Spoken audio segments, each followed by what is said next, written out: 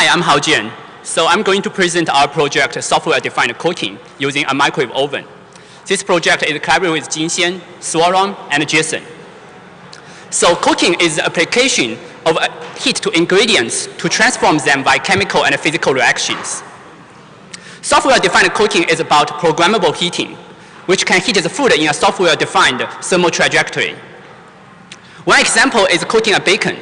The best way to cook a bacon is overcooking the fat without burning the meat. In a software-defined cooking recipe, cooking is a function of three variables: temperature, time, and space. So different temperatures will trigger different chemical and physical reactions. So the idea is we want to trigger like different temperature, different chemical and physical reactions. We want to overburn the fat pixels, but so we need to heat them to 160 degrees. But for meat pixels, we want to keep them as raw as possible. So we only need to heat them to 60 degrees and to kill all the bacteria. Somehow these two slides cannot display here. So here we design and implement a software-defined cooking prototype using a microwave oven. So it's a low-cost system that can control and sense heating at a fine-grained resolution. So we bring the microwave to Mexico, and we are going to have a demo booth this afternoon. Please come and check.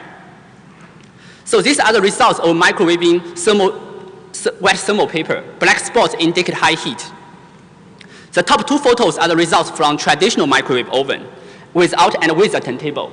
As we can see, a turntable can definitely help the heating process, but cold and hot spots remain.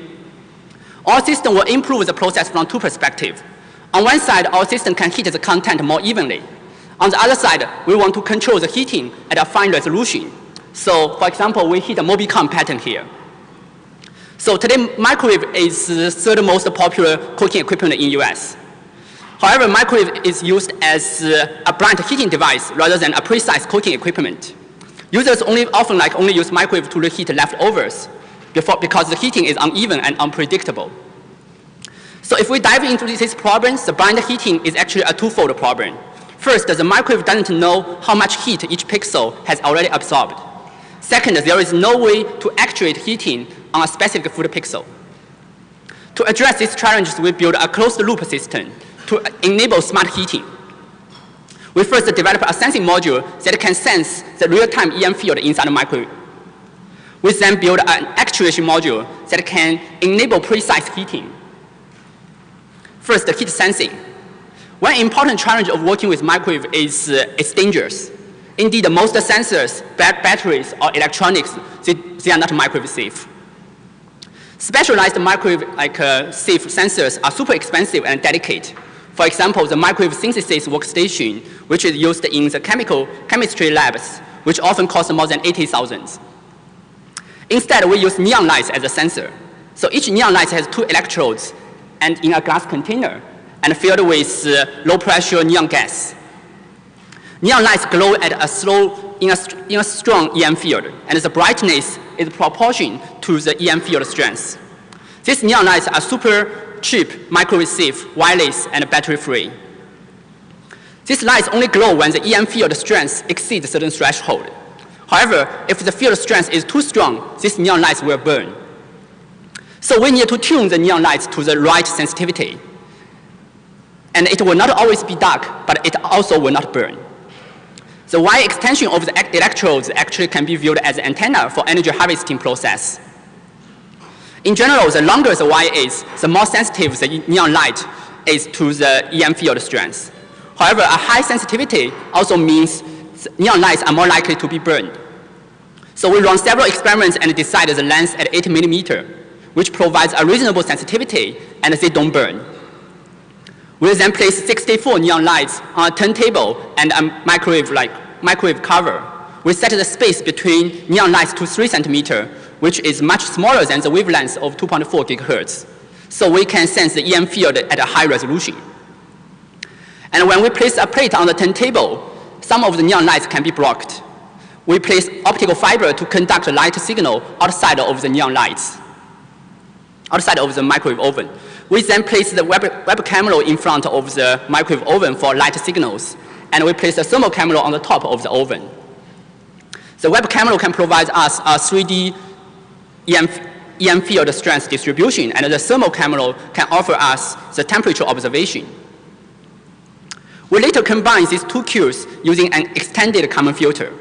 In doing so, we refine the temperature observation, and more importantly, we infer the temperature gradient, and which can predict how the temperature will change in the next few seconds. The second part is how can we precisely actuate the heating. Today, we can only locate the turntable blindly without the sensing knowledge. As a result, the heating is still non-uniform and unpredictable.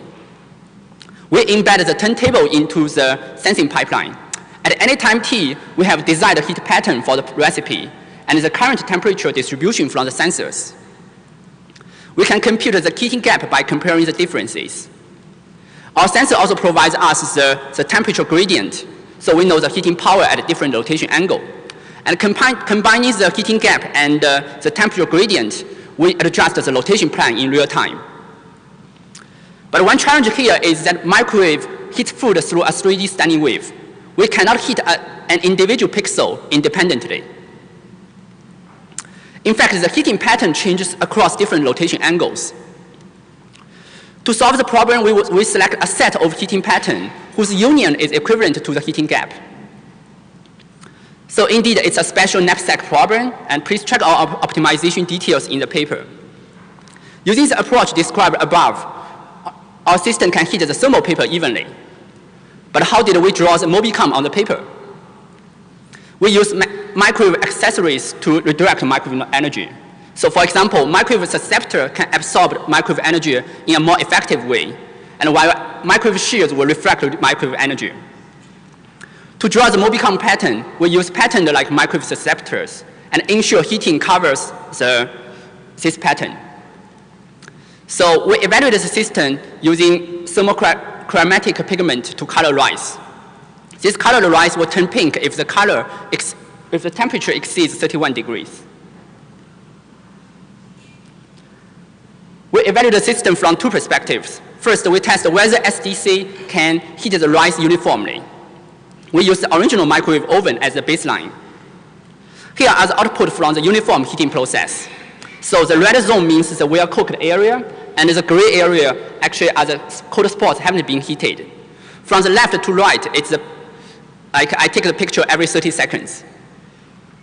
The first row is the result without a turntable, and the second row is the result with a blind turntable. After 2 minutes heating, we can still see some cold spots in both configurations. And the third row are the results from our microwave oven. So you can see the colors are uniformly distributed in the 4 samples, and there are little cold spots at the end. So quantitatively, our system can improve the thermal heating uniformity by 6 times, comparing to the standard microwave oven. And we further test the arbitrary heating case. We create a fake recipe which aims to heat the temperature to 500 degrees. And we successfully burned the rice. Actually, you can see the picture in the poster, I guess, like in the later session. And we also show how can we heat the bacon discriminatively. So we actually cook we have 3 slices of bacon, and we cook the bacon by focus the heating on the fat area, but without burn the meat area. So the heated fat and the meat will shrink, and in our demo you can actually see the fat shrinks more than the meat. Okay, finally. So our prototype illustrates lots of possibilities that we can do by applying wireless knowledge in the cooking. But however, it suffers from several limitations. First, cooking with our system is slower than the existing microwave because we sacrifice the time for precision. Second, some heating patterns might be infeasible since the turntable only provides limited degrees of freedom. And third is currently we are not sure if the food cooked by our system is more delicious. So in the future work, we want to explore more actuation method. For example, moving the food in 6 degrees of freedoms. And we also want to try alternative hardware design. For example, high-frequency microwave will have smaller wavelengths. And combining this with beamforming, we will have higher heating resolution. And we are also considering to replace neon lights with rectifiers. And thank you. Here, I conclude my talk. And please come to our demo because lots of photos are not shown in the slides. And we have all the photos like in our poster. Thank you.